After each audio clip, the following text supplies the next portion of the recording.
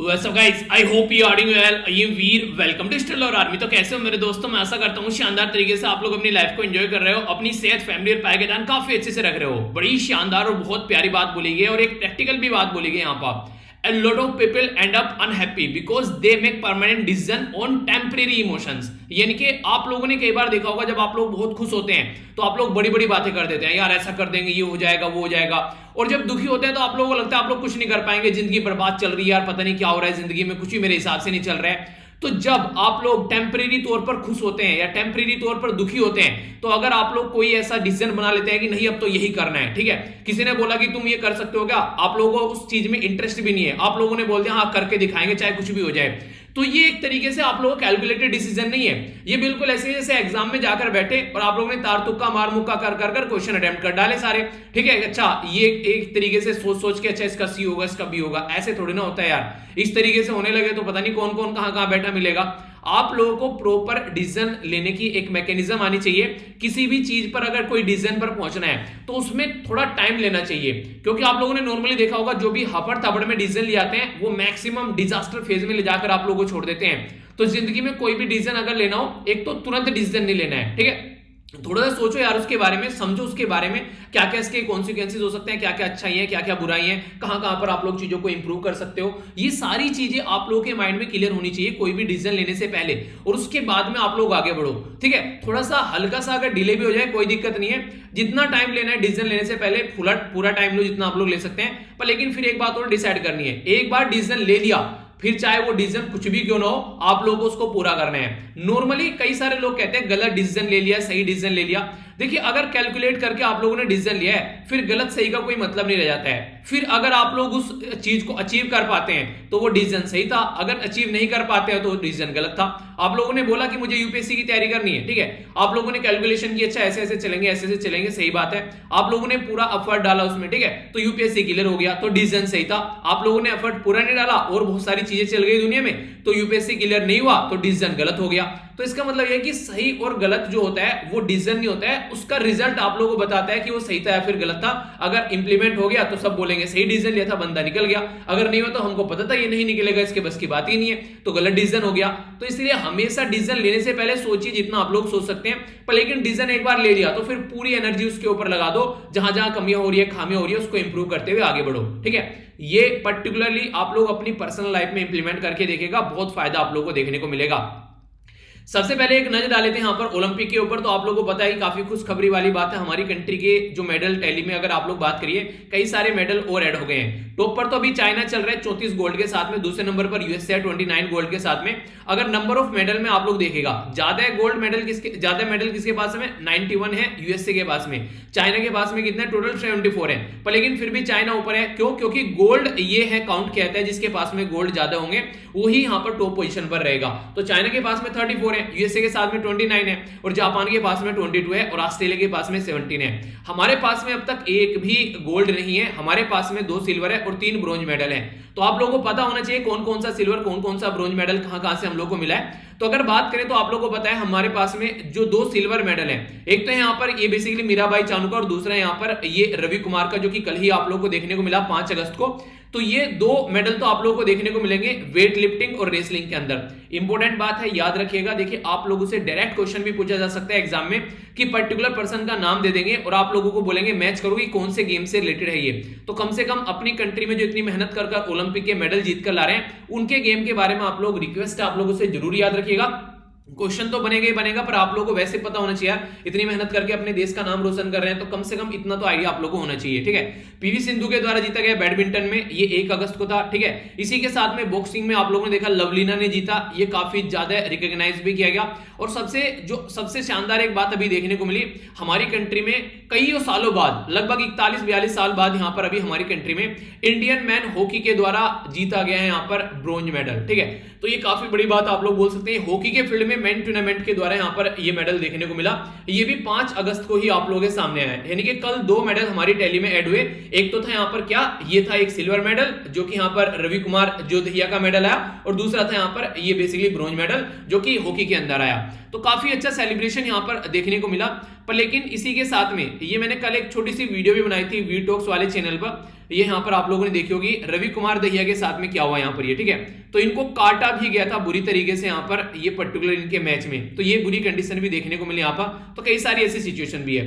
कुछ और इंपॉर्टेंट यहाँ पर ये चीजें हैं जो आप लोगों से एग्जाम में पूछी जा सकती हैं। पहला क्या है यहाँ पर कि ये जो गेम है, अगर बात करें इसमें, जो फ्लैग बियरर यानी कि ध्वजरोहक जो थे हमारी कंट्री में जब चीजें स्टार्ट हुई तो ये थे मैरी कॉम और मनप्रीत सिंह, ठीक है।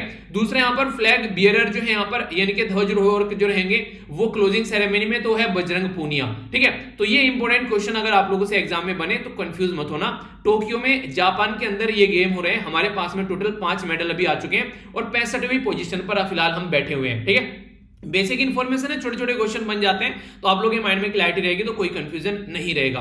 एक और छोटी सी बात, कल एक वीडियो बनाई थी मैंने आजादी का महोत्सव करके, यहाँ पर आजादी का अमृत महोत्सव पे यहाँ पर गवर्नमेंट के द्वारा इनिशिएट किया गया एक छोटा सा इनिशिएटिव, जिसमें आप लोग अपना राष्ट्रीय गान गाकर वेबसाइट पर अपलोड कर सकते हैं। उस वेबसाइट पर अपलोड करने के बाद में अगर लगता है आप लोगों ने अच्छे से उसको गाया है तो आप लोगों का राष्ट्रीय गान पूरा देश देखेगा और सुनेगा 15 अगस्त के दिन। तो उसको कैसे अपलोड करना है, कहां अपलोड करना है, क्या क्या प्रोसीजर है, पूरा इस वीडियो के अंदर बताया। अगर आप लोगों को लगता है कि आप लोगों की वाणी सुंदर है, आप लोग अच्छे से गा लेते हैं, तो ये जरूर आप लोग कोशिश कीजिएगा। और मैं तो बोलूंगा कि अगर आप लोग नहीं कर पा रहे हैं तो दूसरों को बताइएगा, वो करना चाहते हैं अगर, तो एक अच्छा मतलब एक आप लोग बोल सकते हैं कंट्री में पार्टिसिपेट करने का, वो भी 15 अगस्त को आजादी के टाइम पर, बहुत एक बड़ा इवेंट आप लोग बोल सकते हैं, ठीक है। तो ये आप लोग थोड़ा ध्यान रखिएगा। ओके, आगे बात करें तो काफी शानदार हम लोग यहाँ पर डिस्कस करेंगे, काफी कुछ आप लोगों को जानने को मिलेगा। पर उससे पहले आप लोगों के सामने, जैसे कि हम लोग डेली रेगुलर एक मैप बेस्ड क्वेश्चन से स्टार्ट करते हैं, तो आप इसका जो मैप बेस्ड क्वेश्चन है आप लोग उसको देखिए। बात की जा रही है कोको आइलैंड के बारे में। कोको आइलैंड जो है ये कहां पर आप लोगों को देखने को मिलेगा, ये आइलैंड जो है किसके द्वारा कंट्रोल किया जाता है, इंडिया, म्यांमार, बांग्लादेश या फिर इंडोनेशिया। तो ये क्वेश्चन का आंसर आप लोग दीजिए, देखता हूं कौन कौन क्वेश्चन का आंसर सही देता है। उसके बाद में फिर आप लोगों को इसका आंसर देखने को मिलेगा वीडियो के एंड में। देखिए जो मैप आप लोगों से पूछा करता था ना मैं पहले कि हाँ इसके बारे में बताओ, उस कंट्री के बारे में बताओ, तो उसी का ये वर्जन है, क्वेश्चन की फॉर्म में पूछ लेता हूं। कई सारे बच्चे बोले सर मैप बेस्ड क्वेश्चन देते हैं, मैप बेस्ड क्वेश्चन ही तो है यार, ये कंफ्यूज क्यों हो रहे हो, वही तो है। थोड़ा सा क्वेश्चन को पूछने का मैंने पैटर्न चेंज कर दिया है, ठीक है। आज के दिन ही आप लोगों को आंसर मिल जाता है, पहले अगले दिन आप लोगों को पहले सर्च करते थे तब मिलता था। अगर आप लोगों को ये अच्छा नहीं लग रहा है तो पहले वाला भी स्टार्ट कर लेंगे, कोई दिक्कत नहीं है, ठीक है। तो आप लोग बता दीजिएगा जैसे आप लोगों को लगे, पहले वाला पैटर्न सही था या फिर ये वाला पैटर्न सही है, तो आप लोग कमेंट बॉक्स में बताना चलिए, ठीक है। देखता हूं जो भी अच्छा लगेगा उसी हिसाब से फिर चीजों को आगे लेकर चलेंगे।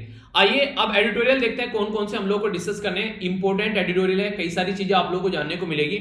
सबसे पहले यहाँ पर डिटेल में मैं डिस्कस करूंगा, ये बात की जा रही है बेसिकली अगर गैम्बलिंग यानी कि जुआ जो खेला जाता है उसमें कई सारे बच्चे आज के डेट में संलिप्त पाए जा रहे हैं, कई सारे लोग उसमें अपनी जो जिंदगी की जमा पूंजी एक गवाते हैं, तो इसके बारे में बात की जा रही है। तो तमिलनाडु के द्वारा अभी एक लेजिस्लेशन लाने की बात की गई, उसके चलते ये न्यूज में है, तो कोर्ट के डिसीजन के अपोजिट में है, तो इसलिए यहाँ पर आप लोगों से क्वेश्चन बनने के चांसेस बन जाते हैं। तो समझेंगे आखिर क्या चल रहा है और क्या क्या मुद्दे यहाँ पर देखने को मिल रहे हैं, तो इसके बारे में हम लोग जानने की कोशिश करेंगे।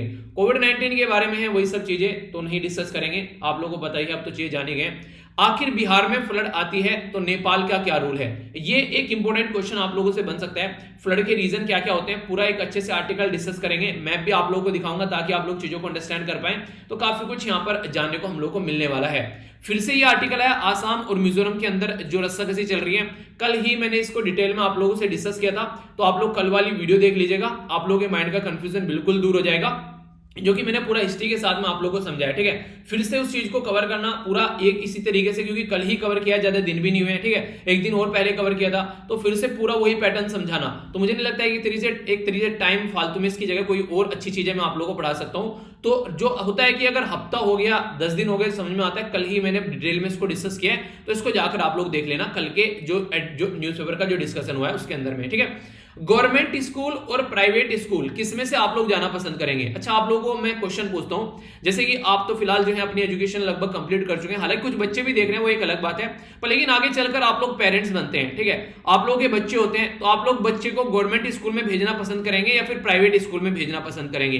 इसमें आप लोगों को न्यूट्रल होकर सोचना है, यानी कि कमेंट कोई पढ़ेगा यार क्या बोलेगा, ये हो गया वो हो गया, नहीं ऐसा नहीं, बिल्कुल न्यूट्रल होकर आप लोगों को बोलना है। और यहां पर ऐसा नहीं कि बस आप लोगों को यहां पर यही बताना है, अगर आप लोग ये बताएंगे नीचे गवर्नमेंट स्कूल में पढ़ेंगे तो जी लिखेगा, प्राइवेट स्कूल में लिखेंगे तो पी लिखेगा। अगर आप लोगों को लगता है इसको एक्सप्लेन भी करना है, जो जो एक्सप्लेन कर सकता है वो एक्सप्लेन भी कीजिएगा, आखिर गवर्नमेंट स्कूल में क्यों पढ़ना है, प्राइवेट स्कूल में क्यों पढ़ना है, या फिर गवर्नमेंट में क्यों नहीं पढ़ना है, प्राइवेट में क्यों नहीं पढ़ना है, तो इसके नीचे आप लोग थोड़ा सा एक्सप्लेनेशन भी दीजिएगा। अगर आप लोगों से इंटरव्यू में भी क्वेश्चन पूछ लिया जाए कि क्या रीजन है कि गवर्नमेंट स्कूल में आज के डेट में जो लोग पढ़ना ज्यादा पसंद नहीं करते हैं, प्राइवेट स्कूल में ज्यादा पढ़ना पसंद करते हैं, तो इंटरव्यू के लिए आप लोग को क्वेश्चन बन जाता है। तो यहीं पर ऊपर ही बैठकर अगर थोड़ी देर के लिए आप लोग सोच लेंगे तो आप लोगों की तैयारी उसके लिए भी होनी स्टार्ट हो जाती है। ठीक है, तो समझेंगे इसके बारे में। डायरेक्ट क्वेश्चन आप लोगों से पूछ लिया जाए, जैसे कि अभी गैम्बलिंग के बारे में बात की जा रही है, जुए के बारे में, सट्टे के बारे में, कि इसको रेगुलेट करना ज्यादा जरूरी है या फिर इसको बैन करना ज्यादा अच्छा है, आप लोगों से क्वेश्चन पूछ लिया जाएगा तो ये भी बताऊंगा, इसका भी आंसर आप लोग दे सकते हैं। तो ये देखिए, इस तरीके से पैटर्न को लेकर चला कीजिए जिससे आप लोग सारी चीजें ढंग से अंडरस्टैंड कर सकें। और एडिटोरियल सबसे इंपॉर्टेंट पोर्शन होता है। एक बार को पूरा न्यूज़पेपर आप लोग छोड़ दीजिए, दिक्कत नहीं होगी, पर एडिटोरियल अगर आप लोग ढंग से कवर कर लेते हैं तो फिर आप लोग अच्छे से एग्जाम में क्लियर हो पाएंगे, क्योंकि यही आप लोग को लिखने, सोचने, समझने की क्षमता बताता है। बाकी का न्यूज़पेपर क्या करता है, आप लोगों को फैक्चुअल इंफॉर्मेशन देता है। ठीक है, तो इसलिए हमेशा ये वाला पोर्शन बिल्कुल नहीं छोड़ना है, उसका मैं ओवरव्यू आप लोगों को देता हूं, उसकी टेंशन लेने की आप लोगों को जरूरत नहीं है, बस ढंग से चीजों को कवर करते रहिए। अभी फिलहाल अगर देखिए, जो अगर बात करें, नया पैटर्न अभी देखने को मिल रहा है। पहले पुराने टाइम में किस तरीके से मूवीज वगैरह, स्टोरीज वगैरह, स्टोरी टेलर वगैरह काम करते थे, अब पैटर्न चेंज हो रहा है। ओटीटी प्लेटफॉर्म आगे, दुनिया भर की चीजें चेंज हो गई हैं, तो समझेंगे इसके बारे में भी। कहां पर कोविड-19 से रिलेटेड डोज वगैरह प्रोवाइड कराए जा रहे हैं, उसके बारे में बात की जा रही है, तो इसको भी हम लोग देखेंगे, तो समझने की इसको भी हम लोग कोशिश करेंगे। तो कई सारी इंपॉर्टेंट और इंटरेस्टिंग चीजें हैं जिनको एक एक कर जानते हैं। सबसे पहले आइए एक आर्टिकल यहां पर देख लेते हैं जो कि बेसिकली बात कर रहा है गैम्बलिंग के बारे में। ठीक है, गैम्बलिंग यानी कि सट्टेबाजी, यानी कि जुएबाजी, इसके बारे में आप लोगों से क्वेश्चन जो है एथिक्स के अंदर भी पूछा जा सकता है कि अगर सट्टेबाजी इस तरीके से गैम्बलिंग देखने को मिलती है, क्या ये एथिकल है, इसको क्या अलाउ करना चाहिए। इमरान हाशमी की एक मूवी थी, मूवी का नाम एक्चुअली मुझे याद नहीं आ रहा है, वो क्रिकेट में सट्टेबाजी करता है। देखिए आप लोगों ने वो मूवी जो काफी ज्यादा फेमस हुई थी मूवी, अच्छा नाम बताइए किसी ने अगर देखी हो तो, मुझे माइंड से नाम निकल गया यार उसका, अभी याद आई एकदम एग्जैक्टली मुझे, जब ये आया ना यार कि हाँ गैम्बलिंग तो उसमें भी थी। ठीक है, तो इस तरीके से आप लोग देखते हैं। तो गैम्बलिंग जो है, सट्टेबाजी जो है, आज की डेट में आप लोग कई सारे ऐड आते हुए नजर आएंगे कि रम्मी खेल लो भाई साहब, ये खेल लो, वो खोल लो। इवन मैंने आप लोग को कुछ दिन पहले बताया भी था कि शक्ति कुमार भाई साहब जो हैं, जो कि श्रद्धा कपूर के पिताश्री हैं, तो उनके द्वारा बहुत दबाकर एक पर्टिकुलर गैम्बलिंग ऐप का प्रमोशन किया जा रहा है। तो आज की डेट में ये सबसे खतरनाक चीज मुझे ये लगती है कि जितने भी हमारी कंट्री में सेलिब्रिटी हैं, मुझे नहीं लगता है कि कोई भी लगभग रेस्पॉन्सिबल तरीके से बिहेव कर रहे हैं, चाहे कोई भी क्यों ना, पान मसाला बेच रहे हैं, गैम्बलिंग खेलने के लिए बच्चों को प्रेरित कर रहे हैं। समझ रहे हैं आप लोग कि किस डायरेक्शन में उनके लिए पैसा है, बस वो रियलिटी में सेलिब्रिटी बेसिकली बोला जा रहा है, पर लेकिन रियलिटी में हमारी सेलिब्रिटी कौन है, हमारी कंट्री के प्लेयर जो ओलंपिक में खेल रहे हैं। आप लोग देखिए, हमारे देश का नाम रोशन कर रहे हैं। सेलिब्रिटी अपनी रेस्पॉन्सिबिलिटी भूल गई है, दुनिया उनको फॉलो करती है, पर लेकिन रियलिटी में वो इस तरीके की चीजें कर रहे हैं जो कि सही नहीं है। ठीक है, तो इस तरीके के कम से कम ऐड न करने, मेरी ये रिक्वेस्ट रहती है हमेशा कि कम से कम यार पैसे कमाने हैं तो अच्छे तरीके से कमाओ, बुरे तरीके से क्या। तो ये ऐसी चीजें कई बार देखने को मिलती है, पान मसाले के ऐड कर रहे हैं, शराब के ऐड कर रहे हैं, ये जो ड्रिंक खुद नहीं पीते हैं, जैसे कि कोल्ड ड्रिंक हो गई दुनिया भर की, उनके ऐड करते हैं। अरे खुद तो पियो, कभी खुद पिया है, अपने बच्चों को पीने के लिए बोलो कि दूसरों के बच्चों को पिला रहे हो, ये सारी चीजें। तो ये सारी चीजें तो कभी भी किसी के इस तरीके से ऐड करने के पीछे मत जाइए। हमेशा आप लोग खुद अपना भी माइंड इस्तेमाल कीजिए, उसी के बाद में चीजों को देखिए। ये नहीं कि यहाँ पर जो अजय देवगन है पान मसाला खा रहा है तो आप भी पान मसाला खाना स्टार्ट कर दो। ठीक है, तो ये सारी चीजें गलत हैं, इसी के बारे में थोड़ा जानेंगे। तो क्या क्या बातें की जा रही है, एक एक कर यहाँ पर समझने की कोशिश करते हैं। सबसे पहले तो आप लोगों को ये पता होना चाहिए आर्टिकल क्यों है। तमिलनाडु के द्वारा अभी यहाँ पर तमिलनाडु गैम्बलिंग एक्ट 1930 के अंदर चेंज किया गया, इसकी वजह से ये आर्टिकल है। इसमें बोला गया कि ऑनलाइन जो रम्मी खेली जाती है, पोकर जो खेला जाता है यहाँ पर, ये उसको बेसिकली बैन किया गया है। तो यहाँ पर देखिए होता क्या है, नॉर्मली बच्चे जो हैं इधर उधर से पैसे चुराएंगे, इधर उधर से आकर उल्टी सीधी हरकतें आप लोगों को देखने को मिलेगी। एक तरीके से खुद भी नहीं कमा रहे हैं और अभी से ये ऐसी लत में पड़ जा रहे हैं, तो आगे चलकर एक प्रोडक्टिव लाइफ देखने को नहीं मिलेगी। तो यहाँ पर इसके बारे में अगर बात करें तो तमिलनाडु के द्वारा इसको बैन कर दिया गया है। तो क्या बैन करना एक सही सॉल्यूशन है? तो इसके बारे में पहले आप लोग इस स्लाइड पर आइए, आप लोग समझ पाएंगे। हमारी कंट्री में आईपीएल के अंदर जब सट्टेबाजी का मैच सामने निकल कर आया था, उस टाइम पर केस पहुंचा था कोर्ट के अंदर भी। तो यहाँ पर BCCI versus cricket association of Bihar और भी कई सारे केसेस आप लोगों को देखने को मिले। ये यहाँ पर जब केस निकल कर आया, इसमें बोला गया कि बैटिंग जो है उसको क्या करना चाहिए, उसको लीगलाइज कर देना चाहिए। लीगलाइज का मतलब क्या है? लीगलाइज का मतलब है कि उसको एक तरीके से रेगुलेट करना स्टार्ट कर दो। अगर कोई सट्टेबाजी करता है तो किस क्राइटेरिया में सट्टेबाजी कर सकता है, क्या क्या उसके लिए प्रोविजन हो सकते हैं, अगर इसके बाहर जाता है तो क्या क्या दंड हो सकते हैं। सट्टेबाजी पर टैक्स लगाइए, उस टैक्स से जो पैसा आ रहा है उसको सही जगह यूज कीजिए, हेल्थ के लिए, एजुकेशन के लिए। तो इस तरीके से आप लोग लेकर चल सकते हैं। नॉर्मली बैन कर देना, बैन करने से क्या होगा, बैन तो होने से रही, क्योंकि आप लोग के सामने नहीं निकल के आएगी, वो अंडर द कारपेट चलती रहेगी। ये बिल्कुल ऐसे ही जैसे अभी हम लोगों ने जब क्रिप्टो करेंसी बिटकॉइन के बारे में बात की कि उसको बैन करना है, तो सुप्रीम कोर्ट में जब ये केस पहुंचा तो उसने बोला है ban is not the solution, you should इसको आप लोगों को यू शुड रेगुलेट, आप लोगों को इसको रेगुलेट करना चाहिए, क्योंकि रेगुलेट करने से क्या होगा, ये एक तरीके से एक तो प्रॉपर सिस्टम में आएगी, और सिस्टम में आने की वजह से प्रोविजन होंगे कि अच्छा गलत अगर कुछ हो रहा है तो उसके लिए दंड है। अगर बैन कर देंगे तो आप लोग यहाँ पर चलती तो फिर भी वो रहेगी उसके नीचे, पर लेकिन आप लोगों को कुछ फायदा नहीं हो पाएगा, और एक तरीके से एक ब्लैक मार्केट तैयार होना स्टार्ट हो जाती है। तो इसलिए यहाँ पर लॉ कमीशन ऑफ इंडिया के द्वारा भी जब यहाँ पर रिपोर्ट नंबर 276 प्रस्तुत की गई, उसने भी जब इसके बारे में बोला कि क्या होना चाहिए क्रिकेट के अंदर, क्या बैटिंग को लीगलाइज करना चाहिए, गैम्बलिंग अलाउ करनी चाहिए, सट्टेबाजी अलाउ करनी चाहिए नहीं, तो इनके द्वारा भी जो रिकमेंडेशन दी गई यहाँ पर, तो इसके द्वारा भी यहाँ पर ये बोला गया कि इसको आप लोग क्या करो, इसको रेगुलेट करो गैम्बलिंग को स्पोर्ट के अंदर, क्योंकि रेगुलेशन ये सही तरीका होगा।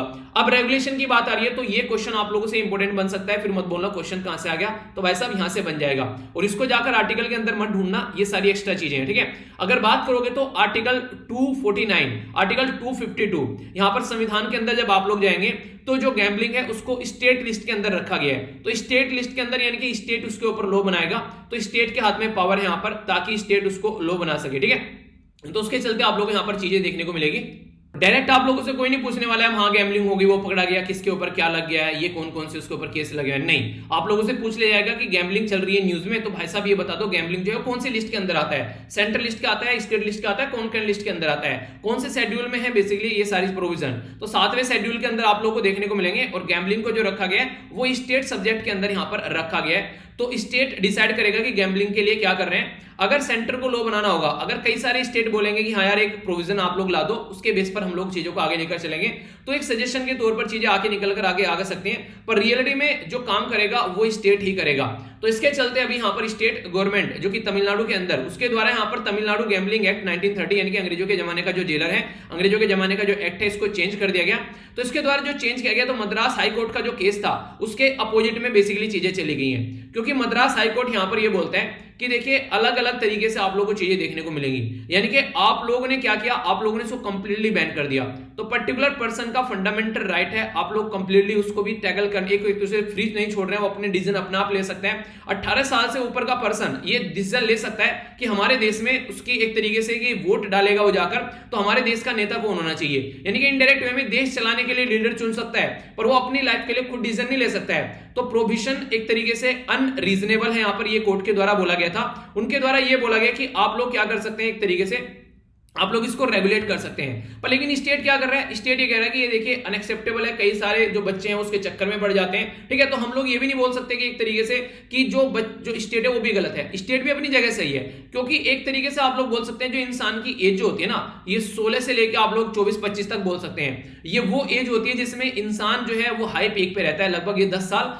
अगर ये 10 साल इंसान अपने आप को संभाल के चला जाए तो वो ऐसी जगह मिलेगा जिसने जो कभी किसी ने सोचा भी नहीं होगा।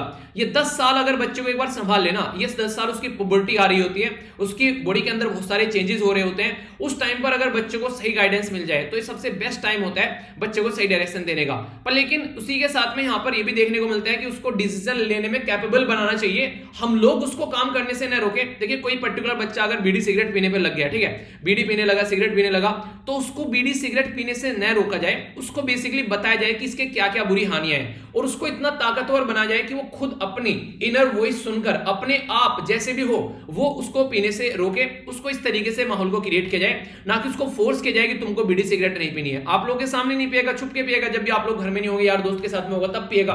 तो इसलिए हमेशा पेरेंट्स के लिए भी यहाँ पर ये सजेशन रहता है कि एक तरीके से पेरेंट्स भी बच्चों को रेगुलेट करने की कोशिश करें कि कैसे इनको इस माहौल से बाहर निकालना है, ना कि उनके ऊपर प्रेशर डाल के बैन कर देना कि ये नहीं होगा घर में, ठीक है, ऐसा नहीं चलेगा, ठीक है। तो इस तरीके से आप लोगों को चीजें लेकर चलनी है, ताकि तुमसे चीजें छुपाए ना, सामने चीजें निकल कर आए, तो आप लोगों को पता भी रहे कि हाँ कहां तक चीजें पहुंच चुकी हैं। पता चला चीजें बर्बादी पर पहुंच गई है, रिटर्न नहीं आ सकती जिंदगी में, हेल्थ अपनी बर्बाद कर ली है, और हेल्थ ही बर्बाद कर ली तो फिर क्या रह गया, ठीक है।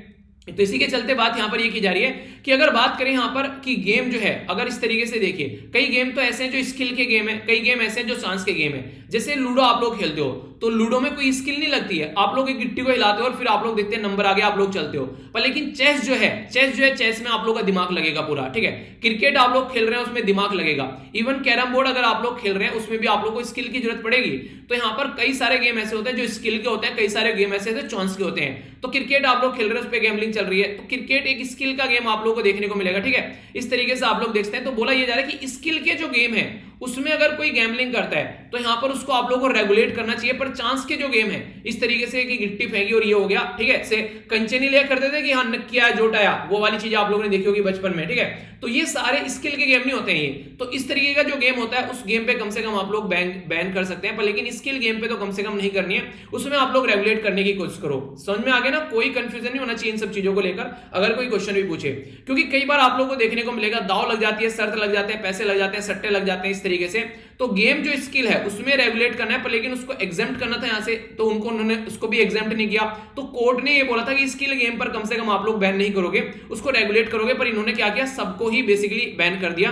तो एक तरीके से इसको इस तरीके से देखा जा रहा है कि जो स्टेट गवर्नमेंट है वो कैसी अप्रोच लेकर चल रही है, वो पैटर्नलिस्टिक अप्रोच लेकर चल रही है, जिसलिए मम्मी पापा बच्चों को बिल्कुल प्रेशर में डाल देते हैं कि नहीं ये नहीं करना है तुमको, ठीक है, ये चीज बिल्कुल नहीं खाओगे, तो वो वाला काम बिल्कुल कर रहे हैं। तो ये सोसाइटी के ऊपर इस तरीके से आप लोग इंपैक्ट डालोगे, तो आप लोग ऑनलाइन तो रोक दोगे, चलो उनको ऑफलाइन जाकर खेलेंगे, कैसे रोक लोगे उनको, ठीक है। तो इस तरीके से आप लोग समझ सकते हैं। तो कहीं ना कहीं अगर इंसान जो है सट्टेबाजी में पड़ जाएगा तो काम करेगा ही करेगा, तो क्यों ना उसको थोड़ा सा लिबरल करके माहौल को देखा जाए, उसको इस तरीके से करा जाए कि हाँ चीजों को चलो थोड़ा नॉर्मल करके देखते हैं, तो वो वाली चीजें आप लोग को अंडरस्टैंड करनी पड़ेगी।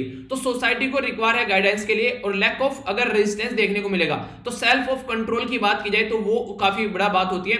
ये बेसिकली गवर्नमेंट क्या सोचती है कि वो इसको बेसिकली एक तरीके से इंसान अपने आप को कंट्रोल नहीं कर पाते हैं, अपने आप को रेगुलेट नहीं कर पाते हैं, एक तरीके से कर्ज और दरिद्रता में फिर डूब जाते हैं। एक बार को सट्टेबाजी की किसी को लत लग गई, तो सट्टेबाजी एक ऐसी चीज है इसमें लगता है इंसान को फ्री में पैसा आ रहा है, तो फ्री में पैसा जो होता है वो पूरे परिवार को लेकर डूब जाता है। तो एक तरीके से एक लार्ज सेक्शन जो सोसाइटी है वो रिक्वायर है गाइडेंस की, तो सेंटर उसको बेसिकली गवर्नमेंट को ये लगता है कि उनको एक तरीके से गाइडेंस की जरूरत है। तो इसलिए यहां पर इन्होंने क्या किया कि वो पूरा ही उसको पैटर्नल अप्रोच लेकर चल दिए, और ये एक पॉलिटिकल पॉपुलिज्म भी आप लोग बोल सकते हैं इसको, कि चीजों को कंट्रोल करके चलना। तो क्या ये सही है? आप लोग इंडिविजुअल की फ्रीडम, इंडिविजुअल की चॉइस को आप लोग भूल रहे हैं यहां पर, कि पर्टिकुलर पर्सन को इतना कैपेबल बनाओ कि वो अपने आप खुद डिसीजन ले। मैंने बोला ना कि अगर कोई बीड़ी पीने की, सिगरेट पीने की अगर उसमें लग गया है लत में, तो उसको उसके बुरी कंडीशन बताओ, उसको 2-4 केसेस बताओ उसको कि ऐसी ऐसी चीजें देखने को मिलती हैं, और उसके सामने वो चीजें रिपीटेडली लेकर आते रहो कि यार उसकी डेथ हो गई, वो बीड़ी सिगरेट पीता था, ठीक है। तो एक तरीके से उसके माइंड में चीजें सेट करो ताकि वो खुद का माइंड उसको वो चीजें करने से रोकने लगे, ना कि आप लोग उसके ऊपर प्रेशर डालो बिना माइंड को एक बैलेंस बनाए हुए। तो ये चीजें करना ज्यादा बेटर है, उसकी इंडिविजुअल चॉइस उसके सामने निकल कर आनी चाहिए, ठीक है। अगर बात करें यहाँ पर मोरल एलिमेंट जो प्रीडोमिनेट आप लोगों को देखने को मिलेगा ऐसे लॉ में, यानी कि एक तरीके से मोरलिटी सामने निकल कर आती है, यार ये सही है गलत है इनको ऐसे कर लेते हैं। पर लेकिन आप लोगों को अगर बैन करना है और रेगुलेट करना है तो उसमें रेगुलेट अच्छा ऑप्शन है, जो कि एक दूरगामी एक तरीके से आप लोगों को ये इंपैक्ट डालता हुआ नजर आएगा, यानी कि दूरदृष्टि आप लोगों को देखने को मिलेगी। पैटर्नल अप्रोच जो है यहाँ पर वो एक तरीके से आगे चलकर आप लोगों को देखने को मिलेगा, वो ऑथोरिटेरिज्म में कन्वर्ट हो जाता है, यानी कि ऑथोरिटाइजेशन बन जाता है, यानी कि पर्टिकुलर पर्सन उसको अपनी एक तरीके से रेस्पॉन्सिबिलिटी मानने लगता है कि हाँ नहीं यार हम ही इसको रोकेंगे, ऐसे नहीं रुकेगी ये, ठीक है। तो ये चीजें आप लोगों को देखने को मिलेगी। आप लोग देखिए, अब मेरे पास में कई सारे ऐसे मेल आते हैं, अभी जब कुछ दिनों पहले जब यहाँ से ये कुंद्रा वाला केस निकल कर आया, कई सारे बच्चे ऐसे जो पोर्न देखने के एडिक्ट हो चुके हैं, ठीक है। तो उनको देखिए ये रियलिटी में उनकी दिक्कत बन चुकी है आज की डेट में, उनको उसको देखे बिना उनको लगता है नहीं उनकी लाइफ जो है नॉर्मल चल रही है, और फिर बहुत सारी उल्टी सीधी हरकत के जैसे कि मस्टरबेशन हो गया, इस तरह की चीजों के शिकार बन जाते हैं। तो अगर आप लोग के माइंड में ऐसी कुछ चीजें आ रही हैं तो दुनिया का सबसे वर्स्ट माइंड आप लोगों का हो चुका है आज की डेट में एक तरीके से देखा जाए, क्योंकि इनडायरेक्ट वे में बोलूं तो इस जिस एज से आप लोग गुजर रहे हैं, ये एज जो है इसमें ऐसे थॉट आएंगे, तो आप लोग अपने थॉट को रेगुलेट करना चाहिए, उसको सही डायरेक्शन में लगाना चाहिए। इसीलिए बोलता हूं कि सोने से पहले अगले दिन का प्लान बनाइए। आप लोगों का माइंड जितना कम फ्री रहेगा उतना ही आप लोग अच्छी चीजों पर काम अपना कर पाएंगे, और जितना ज्यादा फ्री रहेगा उतना ही ज्यादा आप लोगों का माइंड इधर उधर भागेगा। तो माइंड को भी रेगुलेट करना है, माइंड को बैन नहीं करना है कि नहीं कुछ नहीं करना है मुझे, बस बैठ गए, कुछ ना कुछ वो सोचेगा, उल्टी सीधी चीज सोचेगा। तो इसलिए आज की डेट में जो माइंड होता है ना, बहुत इंपॉर्टेंट और प्रीशियस चीज है ये। अगर इसको ढंग से आप लोग यूटिलाइज करोगे ना, ये भाई साहब पता नहीं क्या क्या चीजें बदल सकता है। पर लेकिन इसके अंदर गंदगी भरोगे, उल्टी सीधी हरकतें भरोगे, तो ये जरा सी देर के लिए भी आप लोगों को प्रोडक्टिव देखने को नहीं मिलेगा। तो इस तरीके से यहां पर कोशिश की जानी चाहिए, आप लोगों को बैन नहीं उसको रेगुलेट करना चाहिए, अपना प्लान लेकर चलना चाहिए, ठीक है।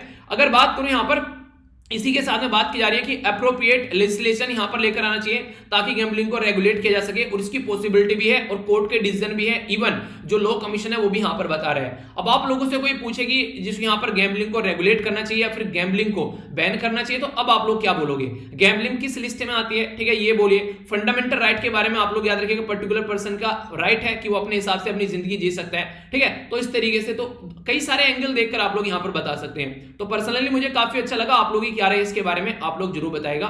इसके ऊपर क्वेश्चन भी आप लोग को दूंगा, तो क्वेश्चन भी आप लोग लिख सकते हैं यहाँ पर, ठीक है। देखिए अगर मैं वीडियो के अंदर क्वेश्चन नहीं देता हूं तो टेंशन मत ले लीजिए, टेलीग्राम पर क्वेश्चन मिल जाएगा आप लोगों को, या फिर फेसबुक पर भी आप लोग जाकर देखते हैं, जहां भी आप लोग को सुटेबल लगे क्वेश्चन जरूर लिखिए। शानदार आंसर लिख रहे हैं यार कई सारे बच्चे, एक्सपेक्टेशन से ज्यादा काम कर रहे हो यार आप लोग कई जगह, तो मतलब अच्छा लगता है इस तरीके से अच्छे से पार्टिसिपेट करते रहो और एक दूसरे का रिव्यू भी कर रहे हैं। जब मैं कल देख रहा था आंसर राइटिंग ग्रुप में टेलीग्राम में, तो अच्छा लगा काफी ये सारी चीज देख के मुझे पर्सनली। अच्छा एक और इंपॉर्टेंट बात जो मुझे यहाँ पर याद आ गई, आप लोग देखिए यहाँ पर बेसिकली टेलीग्राम पर आप लोग की जो यहाँ पर जाएंगे तो टेलीग्राम पर ऑलरेडी मैं आप लोगों को यहाँ पर कंप्लीट जुलाई मंथ का जो कंपाइलेशन है हिंदू का, उसी के साथ में कंप्लीट जो नैनो का जुलाई मंथ का कंपाइलेशन प्रोवाइड करा चुका हूँ, आप लोग इनको जाकर डाउनलोड कर लेना, ठीक है। इसी के साथ में यहाँ पर जो मैं आप लोग को बोलता हूँ ना, जैसे आप लोग यहाँ पर जो लिंक है आप लोग के सामने ये देख सकते हैं, टेलीग्राम का भी लिंक है आप लोगों के सामने यहाँ पर, ये जो जहां पर पीडीएफ मिलती है, ठीक है। इसी के साथ में आंसर राइटिंग वाले का भी लिंक आप लोगों को मिल जाता है। तो आंसर राइटिंग में आप लोग देखिएगा काफी सारे बच्चे जो है काफी अच्छे से आंसर लिख रहे हैं, अगर आप लोग यहाँ पर देख पा रहे हैं, एक मिनट ये देखिए, ठीक है। तो दुनिया भर के कमेंट आप लोगों को दुनिया भर के आंसर इसके अंदर देखने को मिल जाते हैं, तो आप लोग जाकर यहाँ देखिए इस तरीके से, तो आंसर अपना जरूर लिखेगा, ठीक है। इससे आप लोग एक दूसरे का आंसर भी रिव्यू करिएगा, तो ये चीजें ऐसी हैं जिससे आप लोग सीखिएगा एक दूसरे से, ये है बेसिक पर्पज, ओके। तो ये है बेसिकली यहाँ पर, तो क्वेश्चन आप लोगों को मिल जाते हैं, टेंशन मत रखिए कीजिए। आगे चलते हैं, नेक्स्ट जो आर्टिकल है यहाँ पर, अगर आप लोगों से पूछे कोई गवर्नमेंट वर्सेस प्राइवेट स्कूल, तो यहाँ पर इसके बारे में आप लोग क्यों क्या बोलेंगे, why are government school not the first choice. अगर ये क्वेश्चन भी मैं आप लोगों से पूछ लूं या फिर इंटरव्यू में पूछ ले आप लोगों से, तो आप लोग क्या रीजन बोलेंगे, ठीक है। आज की डेट में अगर बात करें तो आज के डेट में कई सारी ऐसे मुद्दे आप लोगों को देखने को मिलते हैं जिसके बारे में हम लोग यहाँ पर बात करेंगे, ठीक है। एजुकेशन सबसे पहले तो अगर संविधान के हिसाब से मैं आप लोगों को बोलूं, एजुकेशन जो है वो किस लिस्ट में आता है, सेंट्रल लिस्ट में आता है, स्टेट लिस्ट में आता है, कॉन्करेंट लिस्ट में आता है। तो एजुकेशन जो है वो कॉन्करेंट लिस्ट में आता है। पहले एजुकेशन कहां पर था, ये सेंट्रल लिस्ट के अंदर था, संविधान सातवें शेड्यूल के अंदर में, तो पहले स्टेट के लिस्ट में हुआ करता था ये, पर लेकिन 42nd यानी कि 42वां संविधान में संशोधन किया गया 1976 में, उसके बाद में इसको स्टेट लिस्ट से हटाकर इसको कॉन्करेंट लिस्ट में ला दिया। इसका पर्पज क्या हो गया, इसका पर्पज ये था कि सेंटर और स्टेट दोनों अब इसके ऊपर लॉ बना सकते हैं। इसलिए हमारी कंट्री में जो नेशनल एजुकेशन जो पॉलिसी लाई गई है वो यहाँ पर जो सेंट्रल गवर्नमेंट लेकर आई है, पर लेकिन इंप्लीमेंट यहाँ पर स्टेट गवर्नमेंट करेगी अपने अपने एरिया में, तो यहाँ पर इस तरीके से बोल सकते हैं। तो तीसरी अभी एजुकेशन पॉलिसी देखने को मिली। तो अगर आप लोगों से जैसे मैंने क्वेश्चन पूछा था कि प्राइवेट स्कूल या फिर गवर्नमेंट स्कूल, दोनों में आप लोग काफी ज्यादा ह्यूज डिफरेंस नजर आएगा, तो यहां पर आप लोग किस ओर जाना पसंद करेंगे अगर कोई आप लोगों से पूछे। देखिए सबसे बड़ी जो मुझे आज के में चीज देखने को मिलती है वो यहां पर है बेसिकली आज के में जिस तरीके से इमेज क्रिएट की गई है प्राइवेट स्कूल के बारे में अगर आप लोग बात करिएगा तो प्राइवेट स्कूल में दिखाया गया कि बच्चे काफी डिसेंट रहते हैं, बिल्कुल टाई साई पहन के अच्छे से बिल्कुल अच्छे बाबू बनकर एक तरीके से स्कूल में जाते हैं। पर लेकिन गवर्नमेंट स्कूल के बारे में अगर आप लोग देखें, कई सारे यूट्यूबर इसके ऊपर वीडियो बनाते हैं, बड़े बड़े यूट्यूबर इसके ऊपर वीडियो बना चुके हैं, हमेशा गवर्नमेंट स्कूल को अलग तरीके से दिखाएंगे, गले में टायर बांध के घूम रहे हैं, ठीक है, टाई वाई नहीं बांध रहे ढंग से, उल्टी सीधी हरकतें कर रहे हैं, मतलब एक तरीके से इमेज जो है वो इतनी ज्यादा खराब कर रखी है जिसकी कुछ हद नहीं है। ये बिल्कुल ऐसे जैसे नैनो आई थी ना स्टार्टिंग में, ये लग रहा था कि दुनिया की सबसे सस्ती कार आ गई है, 1 लाख के अंदर इंसान का कार का सपना पूरा हो रहा है, जहां पर बाइक भी लगभग 70 से 80 हजार में ढंग की आती है। तो उस टाइम पर उसको उसकी इमेज इतनी ज्यादा खराब कर दी गई, उससे पता है क्या हुआ, आप लोगों को रियलिटी बताऊं, नैनो एक अच्छी कार आप लोग बोल सकते हैं जिसकी इमेज बाकायदा खराब की गई है। एक तो जो बाइक इंडस्ट्री है उसके द्वारा, क्योंकि बाइक इंडस्ट्री को यह लग रहा था कि 1 लाख में अगर कार मिलने लगेगी तो लोग जो है बाइक चलाना छोड़ देंगे। दूसरा जो बड़ी बड़ी कंपनी है जो यहां पर लाखों रुपए में कारें बेच रही हैं, उनको यह लगा कि अगर ये कार एक बार को चलन में आ गई तो हमारी कार कौन खरीदेगा, सस्ती सस्ती कार लोग खरीदना स्टार्ट कर लेंगे। तो बहुत सारी बड़ी बड़ी कंपनी जो है उनको सदमा लगने लगा। तो इनडायरेक्ट वे में बोला जाए तो बाइक और कार के बीच का एक सॉल्यूशन निकाला गया था नैनो गाड़ी। तो नैनो गाड़ी अगर चल जाती तो बहुत सारे लोगों के बिजनेस जो है वो ठप हो जाते। तो इसलिए अगर कुछ ऐसा करने की कोशिश करते हैं तो इस इंसान को अगर रोकना है तो 2 तरीके हैं।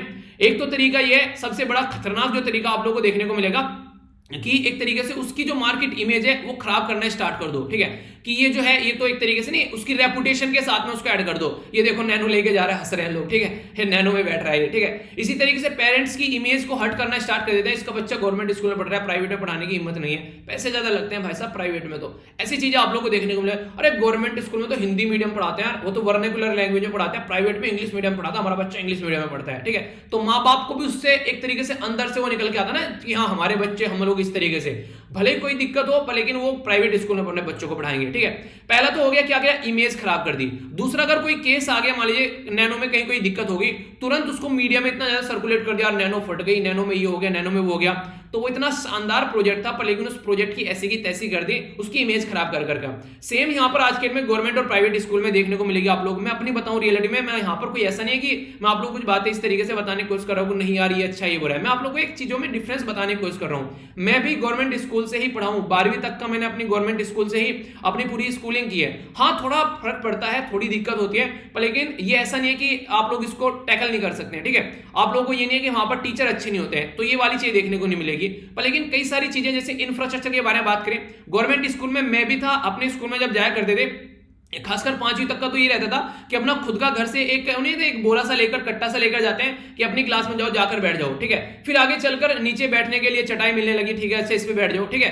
फिर आगे चलकर यह तो मुझे याद है शायद 8वीं या फिर 9वीं में जाकर मैं जो था बेंच पे बैठना स्टार्ट किया था, उससे पहले जो थे नीचे बैठा करते थे, ठीक है। तो ये कंडीशन आप लोगों को देखने को मिलेगी। तो एक तो इमेज इतनी खराब रहती है कि नहीं यार अपने बच्चों को अच्छे से पढ़ाना है, अच्छे से बैठेंगे वो चीजें जाएंगे। तो हाँ थोड़ा है हमारी कंट्री में एक ढांचागत एक सही नहीं है, तो इमेज खराब कर दी गई है। कुछ यहाँ पर स्कूल में रियलिटी में खराब भी है चीजें, जैसे कि बारिश आ गई, मुझे अभी याद है 7th क्लास में जो स्कूल था मेरा, जो हालांकि गवर्नमेंट स्कूल था वो, तो उसकी छत एक टपकने लगती थी कई बार, ठीक है। तो दूसरी क्लास में ले जाकर कई बार बैठाया जाता था, तो ऐसी कंडीशन देखने को मिल जाती थी, ठीक है। तो ये सिचुएशन आप लोग समझ सकते हैं। तो इस ऐसी कंडीशन होती है कई बार, पर लेकिन आज की डेट में वो स्कूल जो है वो अच्छा खासा बनकर तैयार हो चुके हैं, कोई दिक्कत नहीं आज की डेट में। तो बैठने के मामले में, पढ़ने के मामले में कई बार टॉयलेट की फैसिलिटी आप लोगों को काफी गंदी देखने को मिलेगी। ये सारी चीजें जो इमेज खराब करती है, यानी कि इंफ्रास्ट्रक्चर अगर कैटेगरी में आप लोग आएंगे तो ये सारी चीजें आप लोग यहाँ पर देखने को मिल जाती है। तो ये अगर चीजें आप लोग देखिए तो नॉर्मली इंटरेस्टिंग चीजें मैं आप लोगों को बताता हूं, चलिए, जो रियलिटी में मुझे सुनकर भी हंसी आती है। अगर बात करें बच्चे को पढ़ाना है, अगर बात करें बच्चे की अगर स्कूलिंग के बारे में बात करें, तो गवर्नमेंट में पढ़ाना है, प्राइवेट में पढ़ाना है, तो मैक्सिमम लोग आप लोगों को बोलेंगे कि नहीं यार हमको तो अपने को प्राइवेट में पढ़ाना है। पर लेकिन जैसे 12वीं क्रॉस हो गई, अगर उसके बाद में बोले कि आईआईटी क्या है, गवर्नमेंट स्कूल तो है, एनआईटी क्या है, गवर्नमेंट स्कूल है यहाँ पर, ये उसके बाद में क्या करना है, उसके बाद में ग्रेजुएशन कंप्लीट हो गई, बच्चे को यार ना गवर्नमेंट कॉलेज मिलना चाहिए, मतलब वहां पर कंपटीशन है दबाकर। तो वहां पर कंपटीशन क्या है, वहां पर इंफ्रास्ट्रक्चर अच्छा है, फैकल्टी अच्छी है, तो वो सारी चीजें हम लोग को अंडरस्टैंड करनी पड़ेगी।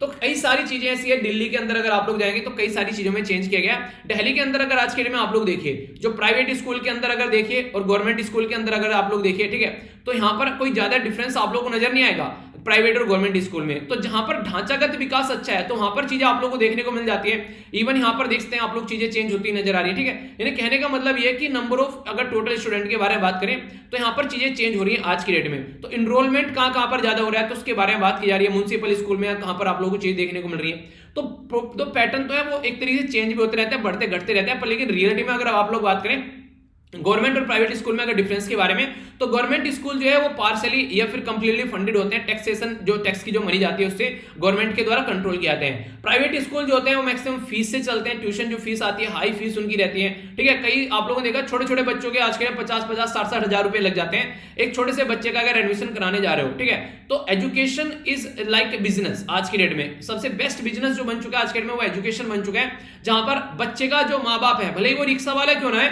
वो अपने बच्चे को एक अच्छे स्कूल में पढ़ाने की कोशिश करेगा। और वो अच्छा स्कूल कौन होता है, प्राइवेट स्कूल होता है। एक तो लैंग्वेज को लेकर इतना ज्यादा रह गया कि हाँ हमारा बच्चा इंग्लिश मीडियम स्कूल में पढ़ता है, ठीक है, वो वाली चीजें। तो ये कहीं ना कहीं आप लोग ये ऐसी चीजें पता है क्यों देखने को मिलते हैं, हमारे ऊपर लगभग 200 साल तक अंग्रेजों के द्वारा रूल किया गया, और जो एक तरीके से जो रूल करने वाले होते हैं वो सुपीरियर होते हैं, तो इसलिए उनकी लैंग्वेज, उनका पहनावा, ये हमारी कल्चर में इस तरीके से घुस गया कि हमको वो अच्छे लगते हैं। वरना जापान में अपनी लैंग्वेज को फोकस दिया जाता है, जापानीज लैंग्वेज सबसे ज्यादा है, चाइना में चाइनीज लैंग्वेज, जर्मन में जर्मन लैंग्वेज, ये अपनी लैंग्वेज बोलने में गर्व फील करते हैं। अगर इंग्लिश आती भी नहीं तो टूटी फूटी बोल भी देते हैं तो उसमें कोई दिक्कत नहीं फील होती है उनको। पर हमारी कंट्री में अगर कोई इंग्लिश बोल रहा है और वो गलती कर दे इंग्लिश में, तो उसको एक तरीके से ऐसे देखा जाता है, एलीट ग्रुप माना जाता है। अगर इंग्लिश बोल रहा है, हाँ यार वो इंग्लिश बोल रहा है, वो ना एक मतलब एक तरीके से इंग्लिश बोलना सीख लो तो समझो आधे से ज्यादा प्रॉब्लम आप लोगों की दूर हो गई, ऐसा हमारी सोसाइटी में बेसिकली माना जाता है, ठीक है। और एक तरीके से उसको इज्जत दी जाती है इंसान को कि यार वो कितनी अच्छी इंग्लिश बोल लेता है, ठीक है, भले ही उसको हिंदी के शब्द ना आते हो बोलने। तो ये हमारी कंट्री में ऐसी क्रिएट, ये गलती किसी की नहीं है, गलती है बेसिकली हमारे ऊपर जो रूल किया गया अंग्रेजों के द्वारा किया गया, और रूल करने वाला हमेशा सुपीरियर होता है। अगर आज हमारी कंट्री जो होती है वो यूके के ऊपर रूल कर रही होती 200 साल तक, और यूके हमारे कंट्रोल में होता और यूके में हिंदी बोली जाती, ये मैं गारंटी आप लोगों को देता हूं, यूके जो होता है वो बोलता है कि यार हिंदी बोलने वाले सुपीरियर है, तो हिंदी बोलने की करते इसका अपोजिट हो जाता। पर लेकिन रियलिटी में चीजें जो है वो एक अलग डायरेक्शन में देखने को मिल रही है, क्योंकि हिस्ट्री कुछ और रही है। कॉमन करिकुलम आप लोगों को देखने को मिलेगा नेशनल लेवल पर गवर्नमेंट स्कूल के अंदर। पर लेकिन अगर बात करें प्राइवेट स्कूल के अंदर, प्राइवेट वाले खुद डिसाइड करते हैं अपना खुद का करिकुलम, तो उनका स्टैंडर्ड थोड़ा सा इसलिए अच्छा रहता है क्योंकि वो प्रेजेंट टाइम के हिसाब से चलते हैं। रिक्वायरमेंट क्या है, कंप्यूटर स्किल सिखाना स्टार्ट कर देते हैं, एक्स्ट्रा करिकुलर एक्टिविटी में बच्चों को पार्टिसिपेट कराते हैं, जो कि गवर्नमेंट में कई बार ये मिसिंग देखने को मिलती है। इसी के साथ में मोर स्टूडेंट जो है वो आप लोग को देखने को मिलेंगे, स्टूडेंट जो है देन प्राइवेट स्कूल में से ज्यादा आप लोग को गवर्नमेंट स्कूल में देखने को मिलेंगे नॉर्मली देखा जाए, क्योंकि मैक्सिमम जनता तो गरीब है, सब अपने बच्चों को प्राइवेट स्कूल में तो पढ़ा नहीं सकते, तो गवर्नमेंट स्कूल में काफी सारे लोग आप लोग को देखने को मिलेंगे।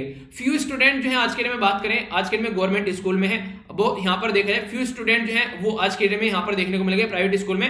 पर लेकिन यहाँ पर पैसा फिर भी ज्यादा कमाते हैं प्राइवेट स्कूल वाले, क्योंकि फीस काफी ज्यादा रहती है। फैकल्टी का अगर बात करें यहाँ पर और फैसिलिटी के बारे में बात करें तो वो भी देखने को मिलेगा। पहले फैसिलिटी देख लेते हैं, टेक्नोलॉजी कंपेयर में प्राइवेट के स्कूल के मामले में काफी कम रहेगी। प्राइवेट स्कूल में सारी चीजें, लैब वगैरह सारी अच्छी रहेंगी, कंप्यूटर लैब वगैरह हो गया या फिर दूसरी जो लैबोरेटरी वगैरह होगी सारी शानदार रहेंगी, पर लेकिन प्राइवेट स्कूल के कंपेयर में काफी कम। ठीक है, रिक्रूट जो टीचर का किया जाता है वो यहाँ पर बेसिकली वो अलग मैंडेट क्राइटेरिया आप लोगों को देखने को मिलता है, जो कि प्रॉपर सेट रहता है। यहाँ पर डिफरेंट क्राइटेरिया आप लोगों को देखने को मिलेंगे, तो कई बार कई तरीके डिफरेंस आप लोग यहाँ पर देखने को मिल जाते हैं, तो इसको आप लोग अंडरस्टैंड कर सकते हैं। कई सारी प्रॉब्लम यहाँ पर सामने निकल कर आती है। ठीक है, तो इसके चलते अगर आप लोगों से पूछे गवर्नमेंट या फिर प्राइवेट स्कूल में, तो आप लोग देखते हैं फैसिलिटी प्रोजेक्टर पर आज के टाइम पढ़ाया जा रहा है, एनिमेशन की हेल्प लेकर पढ़ाया जा रहा है, बच्चों को टैबलेट भी प्रोवाइड करा दिए जा रहे हैं कई सारे एरिया में, तो फैसिलिटी काफी अच्छी आप लोगों को यहाँ पर देखने को मिलती है। पर लेकिन जो पेरेंट्स हैं, जो बिगेस्ट जो प्राइवेट जो गवर्नमेंट स्कूल में जो मीडियम ऑफ लर्निंग है उसको लेकर सबसे ज्यादा दिक्कत देखने को मिलती है। प्राइवेट स्कूल इंग्लिश मीडियम पर चलते हैं, पर लेकिन गवर्नमेंट स्कूल वर्नाकुलर लैंग्वेज पर चलते हैं। 51% जो स्टूडेंट है गवर्नमेंट स्कूल के अंदर और नियरली 10% एडिड स्कूल के अंदर। ठीक है, तो आप लोगों को देखने को मिलेंगे एक तरीके से जो अगर बात करें जो मिडिल क्लास ऑफ सेक्शन है सोसाइटी, उनके अंदर ये रहता है कि अपने बच्चों को यार एक प्राइवेट स्कूल में भेजना है, इंग्लिश मीडियम में पढ़ते हुए भी बोलते हुए भी सुना जाता है। पर लेकिन एजुकेशन लेवल के बारे में बात करें, हाई क्वालिफाइड टीचर के बारे में बात करें, तो मैक्सिमम आप लोगों को नॉर्मली ये गवर्नमेंट स्कूल में आप लोगों को ज्यादा क्वालिफाइड टीचर देखने को मिलेंगे। कई बार वो एक अलग बात हो जाती है कि एक तरीके से जिस पैटर्न में चीज चलनी चाहिए उस पैटर्न में नहीं चल पाती है। इवन प्राइवेट स्कूल में भी एक्चुअल आउटकम जो अटेंशन देने की बात की जा रही है, 60% रूरल एरिया में जो प्राइवेट स्कूल है, ठीक है, उनके बच्चे 3 डिजिट में डिवीजन नहीं कर सकते हैं। ये अभी ऐसी भी रिपोर्ट सामने निकल कर आई थी, यानी कि ऐसा नहीं कि प्राइवेट स्कूल में बहुत अच्छी एजुकेशन लेवल आप लोगों को देखने को मिलेगा। कई बार जो वहां पर बहुत सस्ते सस्ते ट्यूटर को हायर कर लिया जाता है, ठीक है, बस हाँ दिखना चाहिए कि हाँ टीचर खड़ा हुआ है, ठीक है, वो कुछ नहीं करते हैं। कई बार बच्चों के ऊपर प्रेशर डाला जाता है, एक वो तरीके से फालतू का प्रेशर देखने को मिलता है। 35% जो रूरल प्राइवेट स्कूल है, जो खासकर क्लास 5 में देखें तो वो एक तरीके से बेसिक भी लेवल क्लास 2 के भी वो नहीं बता पा रहे हैं बच्चे, यानी कि बच्चों के ऊपर बर्डन तो डाल दिया जा रहा है, पर लेकिन रियलिटी में इतना आउटपुट निकल कर नहीं आ रहा है। एवरेज स्कोर जो है एक्स जो यहाँ पर क्लास 10 के बारे में बात करें प्राइवेट स्कूल में वो बिलो 50% है। 5 में से 4 बच्चे यहाँ पर प्रॉपर चीजें जो है वो देखने को मिलेगा, इंप्लीमेंट चीजें हो पा रही है, नहीं चीजें हो पा रही हैं, तो ऐसा नहीं है, वहां पर चीजें अच्छी हैं। इवन अगर बात करें जो स्टूडेंट है, रिचेस्ट 20% जो हाउस होल्ड से निकल कर आता है प्राइवेट स्कूल में, ओनली 56% आउट ऑफ 10 में से 11 बात करें वो रीड कर सकते हैं सेकंड लेवल की चीजें, यानी कि एक तरीके से ऐसा नहीं है कि प्राइवेट स्कूल में अच्छी पढ़ाई हो रही है, बस वही है कि एक स्टैंडर्ड बनाने के लिए यहाँ पर बातें की जाती हैं। तो अगर हम लोग इसको सुधारना चाहते हैं तो कुछ नहीं करना है, इंफ्रास्ट्रक्चर ढंग से आप लोग क्रिएट करना स्टार्ट कर दीजिए, जैसे दिल्ली गवर्नमेंट के द्वारा की गई है, और एजुकेशन को थोड़ा सा और अच्छे लेवल पर सपोर्ट करना स्टार्ट कर दीजिए, तो ये चीजें बैठे बैठे आप लोगों को ये चीजें सुधरना स्टार्ट हो जाएगी। ठीक है, बिल्डिंग को देखकर वो सारी चीजें, और थोड़ा सा जो यहाँ पर इस तरीके से अगर देखने को मिले, ये जो इस तरीके से इमेज भी खराब की जाती है, थोड़ा सा ये भी काफी देखने को मिलता है, मजाक में सही, पर लेकिन खराब तो इमेज की जा रही है ना, तो ये भी कहीं ना कहीं एक नेगेटिव इंपैक्ट डालती हुई नजर आ रही है। तो इसके ऊपर भी हम लोगों को काम करना चाहिए। आप लोग की क्या राय है, आप लोग अपनी राय बता सकते हैं। ये बेसिकली आर्टिकल मैंने आप लोगों को बताया। ठीक है, आगे चलते हैं। अब यहाँ पर नेक्स्ट आर्टिकल की ओर देखेंगे। ये जो आर्टिकल है इंडिया और नेपाल के बारे में बात करेगा। अगर मैप में आप लोग देखना चाहते हैं तो नेपाल जो है ये एग्जैक्ट लोकेशन हमारी कंट्री के कौन कौन से राज्य टच करते हैं, क्वेश्चन बन सकता है। एक तो उत्तराखंड हो गया, दूसरा उत्तर प्रदेश हो गया, तीसरा बिहार हो गया, चौथा वेस्ट बंगाल। याद रखिएगा वेस्ट बंगाल भी नेपाल को टच करता है, और पांचवा हो गया सिक्किम। हमारी कंट्री के 5 राज्य ऐसे हैं जो नेपाल को टच करते हैं, पर लेकिन नेपाल से जो नदियां निकल कर आती हैं बिहार पर काफी ज्यादा इंपैक्ट डालती हैं, जिसके चलते बिहार में कई बार यहाँ पर आप लोगों को बाढ़ नजर आ जाएगी। तो इसके चलते बिहार में बाढ़ और डिजास्टर वाली कंडीशन बन जाती है। तो उसके बारे में यहाँ पर बात की जा रही थी, कैसे इसको टैकल करके चला जा सकता है। तो ये काफी ज्यादा जरूरी है कि इनको हम लोग थोड़ा सा ध्यान में रख के चले। नॉर्मली अगर बात करें ब्लड आप लोग फ्लड के बारे में, तो नॉर्मल रिवर कैसे चलती है, जैसे कि जब फ्लड प्लेन आप लोग को बोलते हैं, तो फ्लड प्लेन क्या होता है कि इधर को जा रही है रिवर, इधर को जा रही है, तो ये फ्लड प्लेन हो गया ये पर्टिकुलर रीजन। ठीक है, जब फ्लड प्लेन, ये तो नॉर्मल कंडीशन है, पर लेकिन फ्लड प्लेन की जब यहाँ पर फ्लड आएगी, यानी कि एक तरीके से जो यहाँ पर नॉर्मल कंडीशन ये है, जब यहाँ पर बाढ़ आएगी तो क्या होगा, ये रिवर ऐसे ना होकर ये इस तरीके से रिवर आप लोगों को बहनी स्टार्ट हो जाएगी। तो इसके चलते क्या होगा, इसके चलते कंडीशन देखने को मिलेगी कि आसपास वाले एरिया में दिक्कत देखने को मिलेगी। तो फ्लड के कोज कई सारे आप लोगों को देखने को मिल जाते हैं। नेचुरल बात करें तो क्लाइमेट चेंज हो रहा है, ठीक है, चेंज इन वेदर पैटर्न हो रहा है, हैवी रेनफॉल कई जगह देखने को मिलेगा। अर्बन अगर बात करें या फिर जो मैन मेड डिजास्टर जिसको बोलते हैं, ये डायरेक्ट फैक्टर है। तो फ्लड प्लेन जो है उनके जो बेसिकली उनका एरिया एनक्रोच किया जा रहा है, यानी कि रिवर का जो चलने का एरिया है उसमें कुछ ना कुछ यहाँ पर कोई कंस्ट्रक्शन कर दिया, कोई बांध बना दिया, कोई रोड निकाल दी, तो उनको प्रॉपर रास्ता नहीं मिल पाता है, ठीक है। इसी के साथ में लॉस ऑफ नेचुरल जो ड्रेन होते हैं उनका खत्म हो रही है, नेचुरल ड्रेन एक तरीके जहां जहां से पानी निकलता है रास्ते बंद हो गए, ठीक है। डेवलपमेंट जो किए जा रहे हैं उसकी वजह से देखने को मिलेगा रोड, रूफ या फिर कोई और चीजें जो बनाई जा रही हैं। इनडायरेक्ट इंडिकेटर अगर बात करें तो इम्प्रॉपर ड्रेनेज सिस्टम जो देखने को मिलते हैं, ठीक है, एक तरीके से एटीट्यूड लोगों का देखने को मिलेगा, गंदगी जो फैलाई जाती है, ठीक है। रोड पर व्हीकल पार्किंग भी देखने को मिलती है आप लोगों को, ठीक है। इसलिए इम्प्रॉपर तरीके से वेस्ट मैनेजमेंट किया जाता है। तो ये सारी चीजें जो है आप लोग आज के डेट में कहीं पर अगर बाढ़ आ रही है तो रास्ता निकलने का पानी को नहीं मिल रहा है, तो फिर क्या होगा, फिर वहां पर चीजें भरती हुई नजर आएंगी। तो ये कंडीशन आप लोग देखते हैं। हिस्टोरिकली अगर दिखाकर देखिएगा, बिहार के अंदर में जो इंडिया का सबसे ज्यादा फ्लडेड स्टेट माना जाता है, तो काफी ह्यूज, अगर मैप में भी आप लोग देखते हैं यहाँ पर, ये बिहार वाला एरिया आप लोग को देखने को मिलेगा। तो फ्लड अगर कंट्री में आप लोग देखिए सबसे ज्यादा है तो बिहार वाले एरिया में आप लोग को यहाँ पर नजर आएगी।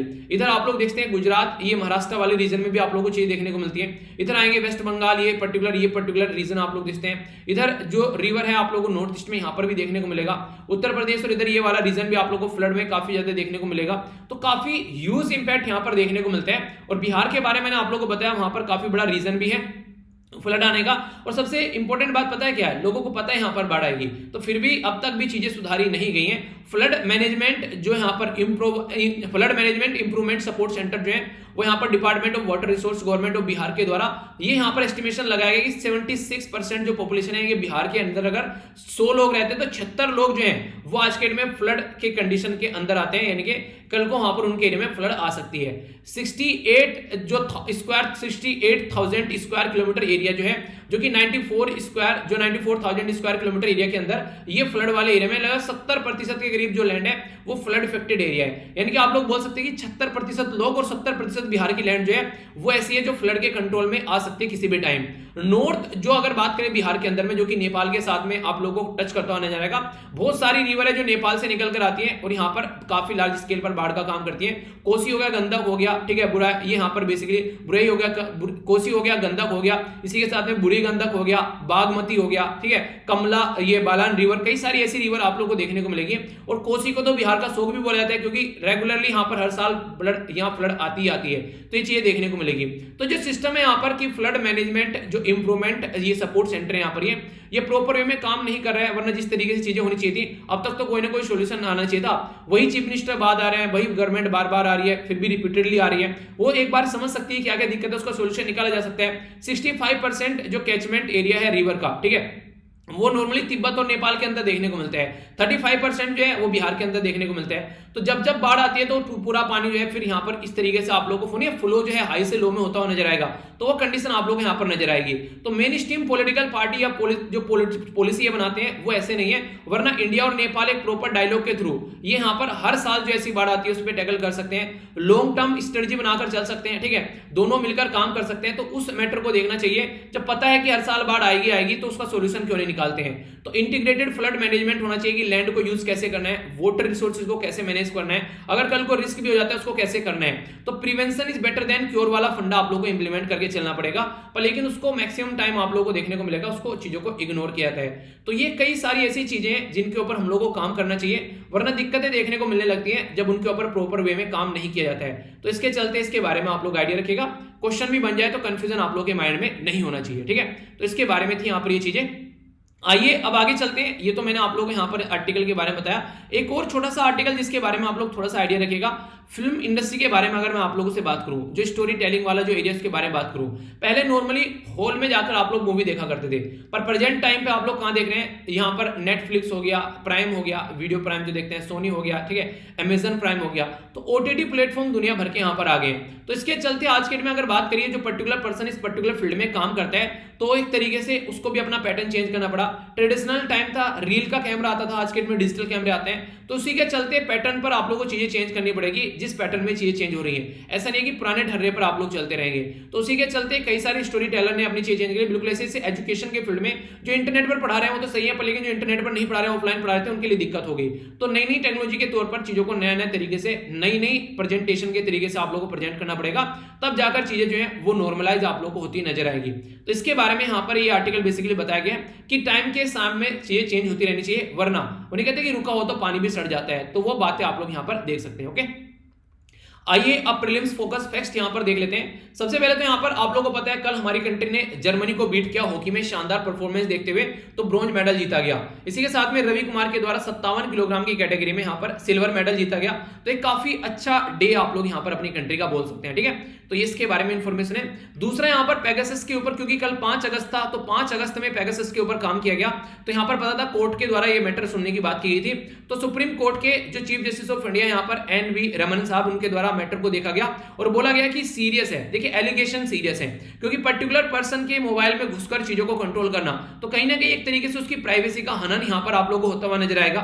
ठीक है, एक तरीके से बोल सकते हैं। तो एक हैक करना पर्टिकुलर पर्सन, एक तरीके से अगर देख रहे हैं तो इसके अंदर why not file a criminal complain, तो इसके अंदर बोला है कि आप लोग उसके अगर कोई किसी का फोन हैक कर रहे हैं तो उसको क्रिमिनल कंप्लेन की कैटेगरी में उसको डाला जा सकता है। तो पेगासस जो है वो इजराइल का जो एनएसओ ग्रुप है उसके द्वारा बेचा जाता है, याद रखिएगा।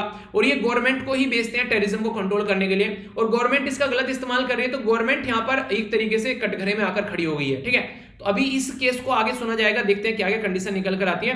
कंडीशन जो है वो अप टू द मार्क नहीं है अगर ढंग से इसको देखा जाए तो। आगे बात करते हैं, ये काफी इंपॉर्टेंट है, आप लोगों से क्वेश्चन पूछा जा सकता है कि रेट्रोस्पेक्टिव टैक्स क्या होता है। रेट्रोस्पेक्टिव टैक्स ये होता है, मान लीजिए आज की डेट में आप लोग कोई काम कर रहे हैं पर्टिकुलर, ठीक है, आप लोग कोई काम कर रहे हैं और गवर्नमेंट बोले कि ये काम आप लोग करते रहिए, ये इस पर कोई टैक्स नहीं लगेगा। आप लोगों ने मान लीजिए क्या किया, आंवले का अचार बेचना स्टार्ट कर दिया, तो गवर्नमेंट बोले इसके ऊपर कोई टैक्स नहीं लगेगा, आप लोग अच्छे से आंवले का अचार बेचते रहिए। ठीक है, 2005 में आप लोगों ने स्टार्ट किया, अब 2021 में आप लोग आंवले का अचार बेच रहे हैं। तो गवर्नमेंट बोलने लगे नहीं यार, 2005 में आप लोगों ने जो आंवले का अचार बेचना स्टार्ट किया था, हम उस पर टैक्स लगाएंगे रेट्रोस्पेक्टिवली, यानी कि एक तरीके से पीछे जाकर, यानी कि 2005 से ही आप लोगों को टैक्स देना स्टार्ट करना पड़ेगा। अगर आप लोग डेली 100 रुपए कमा रहे हैं तो हम उसके ऊपर 2 रुपए टैक्स लगाएंगे, उस तरीके से आप लोग बोल सकते हैं। तो 2005 से लेकर 2021 तक का जो भी आप लोग का टैक्स बैठा है वो सारा टैक्स पे आप लोगों को करना है। आप लोग तुरंत बोलोगे यार ये क्या ड्रामा है। ठीक है, तो अगर कोई बाहर की कंपनी अगर हमारी कंट्री में काम कर रही है और उसके ऊपर आप लोग ऐसे टैक्स लगाने लगोगे, 10 साल से तुम काम कर रहे हो, तो रेट्रोस्पेक्टिवली हम लोग जाकर टैक्स लगाएंगे। तो ये रिग्रेसिव टैक्स होता है, ये पर्टिकुलर कंट्री को सप्रेस करने की, पर्टिकुलर कंपनी को सप्रेस करने की कोशिश की जाती है। 2012 में ऐसा काम किया गया यहाँ पर, जब उस टाइम पर जो एडमिनिस्ट्रेशन जो था वो कांग्रेस के पास में था। पर लेकिन अभी यहां पर हमारी कंट्री में जो प्रेजेंट टाइम का एडमिनिस्ट्रेशन है जो बीजेपी के अंडर में है, इनके द्वारा कोशिश की जा रही है, एक नया इंट्रोड्यूस किया गया tax law amendment bill Lok Sabha के अंदर में। तो इसमें क्या किया गया, रेट्रोस्पेक्टिव जो टैक्स सिस्टम है यहां पर उसका, वो चीजों को यहां पर ये नलिफाई करने की बात कर रहे हैं, यानी किसी पर भी रेट्रोस्पेक्टिव टैक्स नहीं लगेगा। इसके चलते कई सारे केस चल रहे हैं, वोडाफोन हो गया, कैरिन एनर्जी वाला हो गया, हमारी कंट्री की इमेज खराब हो रही है, ईज ऑफ डूइंग बिजनेस वाली जो इमेज है वो भी खराब हो रही है। ठीक है, तो इस तरीके से कई सारे मुद्दे देखने को मिलेंगे। अच्छा, ईज ऑफ डूइंग बिजनेस में हमारी कंट्री की जो लेटेस्ट रैंकिंग कितनी है और ease of doing business ranking किसके द्वारा प्रस्तुत की जाती है, ये आप लोग को बताना है। ठीक है, कई बार क्वेश्चन बन जाते हैं तो हल्का हल्का आइडिया रखेगा। तो ये पर्टिकुलर एक आर्टिकल है जिसके बारे में कोई कंफ्यूजन नहीं होना चाहिए। आगे चलते हैं, नेक्स्ट यहां पर बात की है 60% ड्रॉप आउट देखने को मिल रहा है 7 आईआईटीज के अंदर। ठीक है, तो ये बात याद रखिएगा, यानी कि आईआईटीज के अंदर जो आईआईटी के अंदर जो बच्चे पढ़ रहे हैं तो 60% के करीब आप लोगों को ड्रॉप आउट देखने को मिल रहा है, उसके बारे में बात की जा रही है। और मैक्सिमम जो ड्रॉप आउट है वो रिजर्व कोटा के अंदर देखने को मिलेगा, यानी कि शेड्यूल कास्ट, शेड्यूल ट्राइब उसके अंदर। तो गुवाहाटी में सबसे ज्यादा देखने को मिला, दिल्ली में, इसी के साथ में मद्रास में, कानपुर में और खड़गपुर में। तो आईआईटी के अंदर ड्रॉप आउट आप लोगों को देखने को मिल रहे हैं, इंडियन इंस्टीट्यूट के अंदर जहां पर लोगों का पढ़ना सपना रहता है तो ये देखने को मिलेगा। 40% ड्रॉप आउट अगर बात करें यहाँ पर शेड्यूल कास्ट और शेड्यूल ट्राइब के लोग आप लोगों को देखने को मिलेंगे। ठीक है, इसी के चलते इंस्टीट्यूशन के अंदर शेयर जो है ये 72% के करीब हायर भी देखने को मिल रहा है, लेकिन अलग अलग लेवल पर अलग अलग है। तो कहीं ना कहीं कई बार जाकर मैनेज नहीं कर पाते हैं, कई सारी और भी दिक्कत देखने को मिलती है। तो इसके बारे में बेसिक इन्फॉर्मेशन है। टूल किट के बारे में आप लोगों ने सुना होगा, दीसा रवि का नाम आया था उस टाइम पर जब यहाँ पर जो ग्रेटा थनबर्ग के द्वारा शेयर की गई था कुछ डॉक्यूमेंट। यहाँ पर टूल किट क्या होता है, किसी पर्टिकुलर एरिया में मैं बोलूं कि आप लोगों को यार एजुकेशन सुधारना है देश के अंदर, तो ट्विटर पर आ जाओ, सब ट्वीट करेंगे कोई पर्टिकुलर हैशटैग लेकर। तो एक तरीके से माना जाता है कि ये एक सोची समझी साजिश होती है। तो किसानों के प्रोटेस्ट को इस तरीके से बोला गया कि टूल किट के थ्रू इसको सपोर्ट किया जा रहा है, तो उसकी वजह से काफी सारी चीजें सामने आ गई थी। तो अभी यहाँ पर टूल किट केस जो है उसके बारे में बात की जा रही है।